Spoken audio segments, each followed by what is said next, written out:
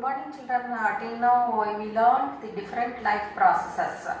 So what are the life processes we learned? Nutrition, then respiration, transportation. Today we will learn about another important life process, that is excretion.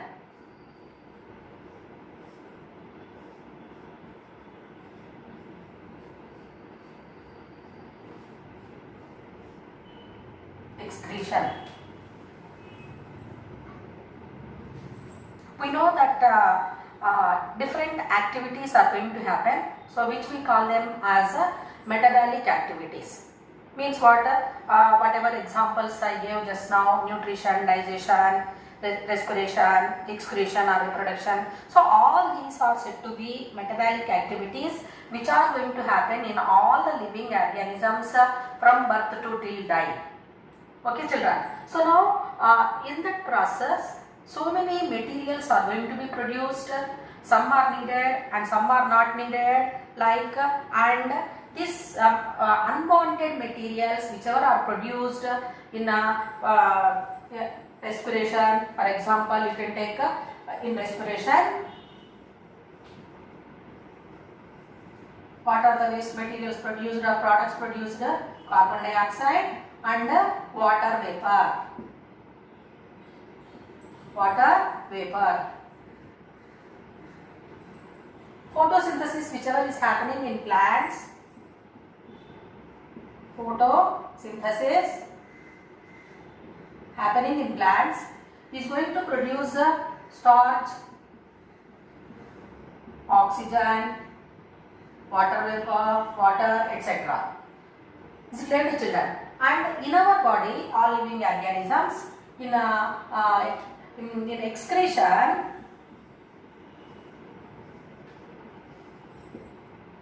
waste materials are going to be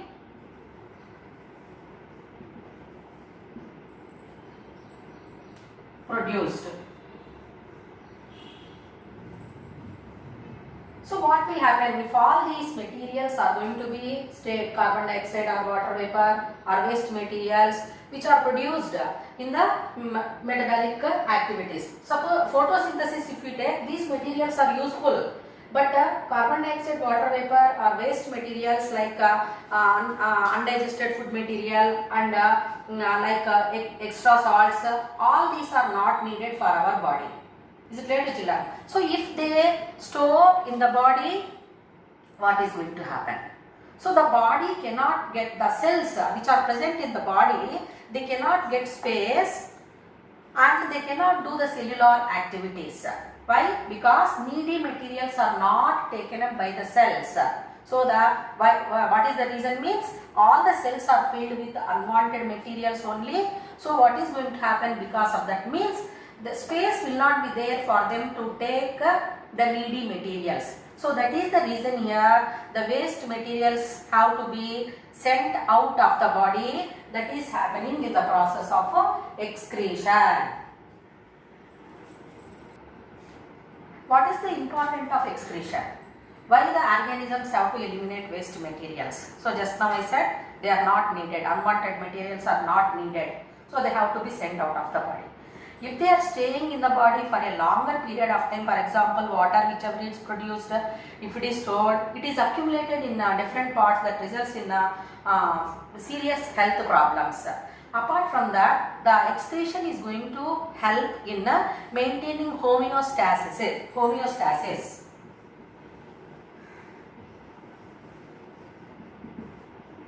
Means ionic balance, water balance, and all other materials, how much they are to be present in the body is going to be maintained. That is because of excretion. So excretion is a Latin word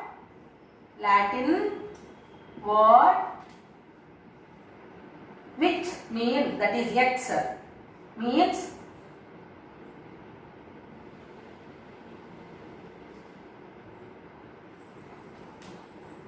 out, cranial.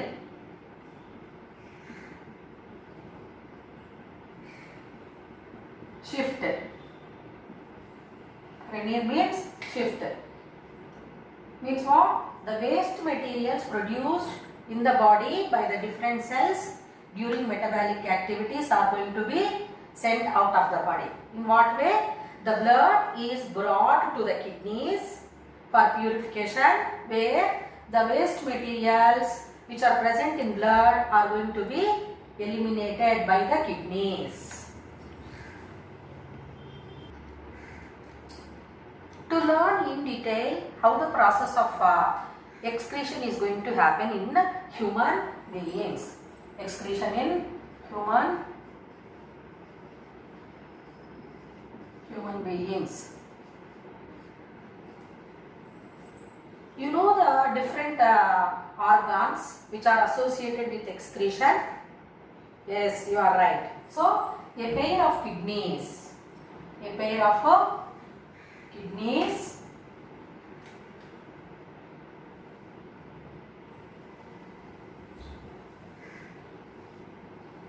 bean shaped kidneys are present.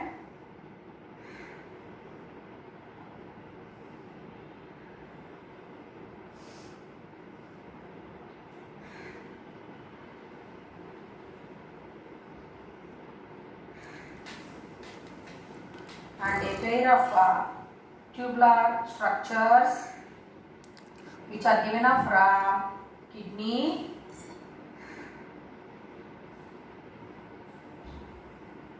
which we call them as ureters, and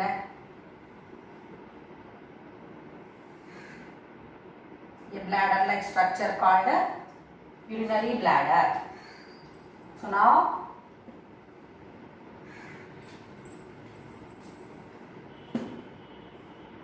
left kidney,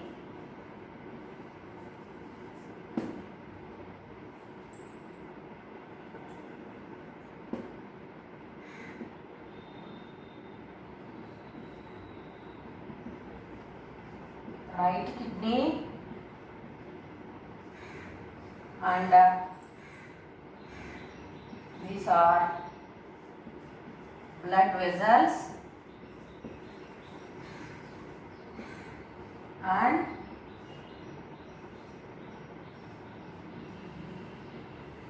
ureters, urinary bladder,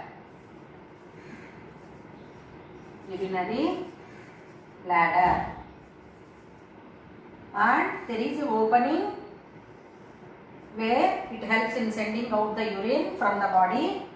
So that one we call it as a urethra.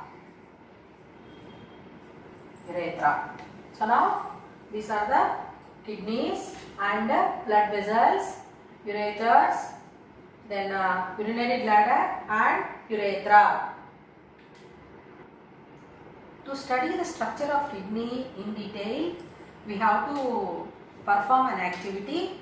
So what is that activity means? We can see the model of the kidney, or we can get a fresh mammalian kidney, that is goat kidney we can get from a butcher shop, and we have to observe it. So what are the things we are going to observe and what are the things needed for that? Means we want a tray and freshly brought kidney and scalpel or blade. These are enough for us.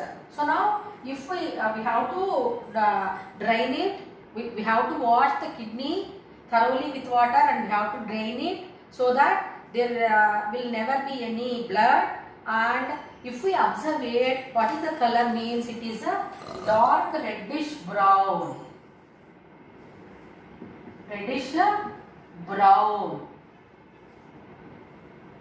Dark reddish brown in color kidneys. Then what is the shape? Bean shape. So we can observe the kidneys are in bean shape and they are dark reddish brown in color. And are we going to observe any openings like? So obviously it is yes. So here fissure or hilum is there, where it is an opening for the blood vessels, renal artery and renal vein, and ureter. So there is an opening. So three tubular portions are going to be coming out, renal artery, renal vein and ureters in the fissure or hilum region. So once again, so if we observe the goat's kidney, it is dark reddish brown in color and bean shaped, and this portion if we see this side, so it is concave. So we sorry, it is convex. So like this it is there or not? It is convex. Convex. So outer region it looks like convex, and here if we see,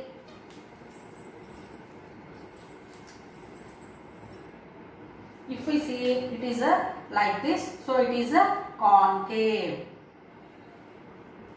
Concave. So outer region is convex and inner region is concave. Okay children. So now, so dark reddish brown, bean shape and fissure or hilum is there where it is giving the openings for blood vessels. So to learn in detail about the internal structure of the kidney, we have to cut it with the help of a scalpel or a blade. So now before we go for that, where the kidneys are located, that we have to know. In human beings, 2 kidneys are present in the abdominal cavity, one on either side of the dorsal wall of the body. The right kidney, if we observe, it is slightly lower than the left kidney.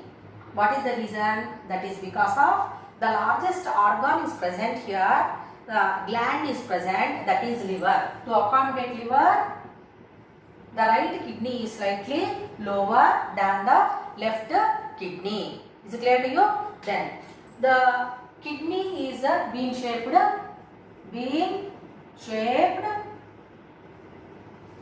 and its length if we observe, it is 10 centimeters length, and width if we take 5 to 6 centimeters, and its thickness if we see 4 inches in thickness. So now so length is 10 centimeters and width is 5 to 6 centimeters, and it is in 4 inches thickness. Okay children. So now internal structure, if we see longitudinal section of kidney,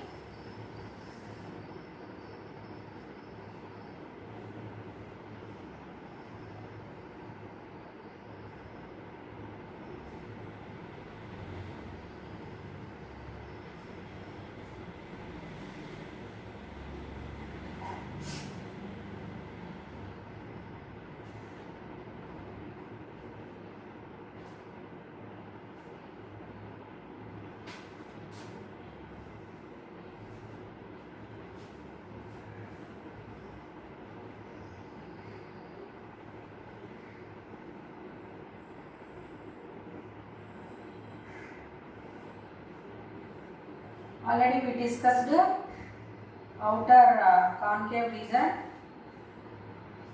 outer convex region, which we call cortex, and inner concave region, medulla.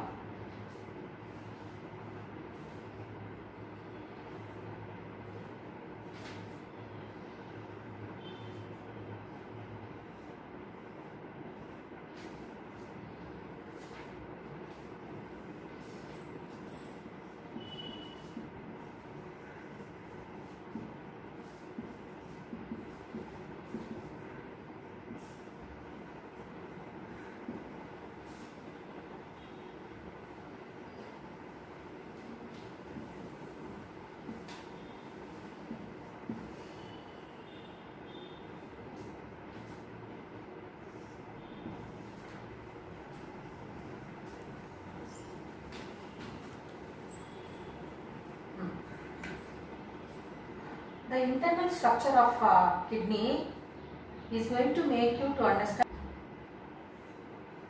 Let us observe the internal structure of the kidney.